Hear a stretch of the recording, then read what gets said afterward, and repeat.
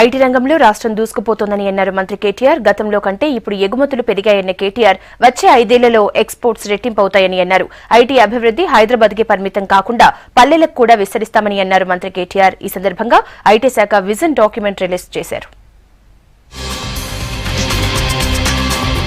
IT అభివృద్ధిలో రాష్ట్రం దేశానికే ఆదర్శంగా నిలుస్తోందన్నారు మంత్రి కేటీఆర్.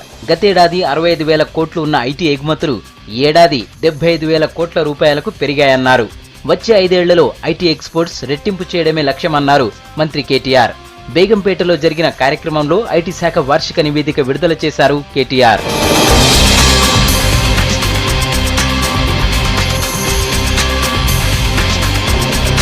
టీహబ్ పై ప్రపంచవ్యాప్తంగా ప్రశంసలు వెల్లువెత్తుతున్నాయన్నారు మంత్రి కేటీఆర్. సిలికాన్ వ్యాలీలోనూ టీహబ్ అవుట్ పోస్ట్ ఏర్పాటు చేస్తామని చెప్పారు.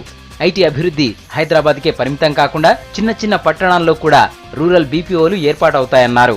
ప్రముఖ ఐటీ రంగానికి సంబంధించిన పెద్దలతో మాట్లాడినా వారందరూ కూడా మాకు చెప్పింది, టీహబ్ ని మీరు ఖచ్చితంగా సిలికాన్ వ్యాలీకి తీసుకురండి. ఎందుకంటే మీరు చూస్తా ఉన్నారు, ఒక వాట్సాప్ ఈరోజు $19 బిలియన్ వాల్యుయేషన్ వచ్చింది. టీహబ్ లో ఉద్భవించిన స్టార్టప్స్ ఏవైతే ఉన్నాయో వారికి ఇంటర్నేషనల్ ఎక్స్పోజర్ ఉండాలి.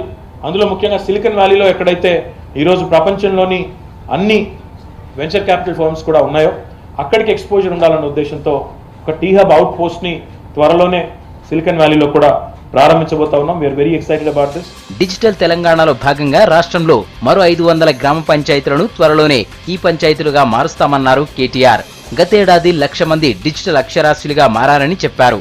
డిజిటల్ అక్షరాస్యత సాధించిన 3 సర్పంచ్లకు అవార్డులిచ్చారు.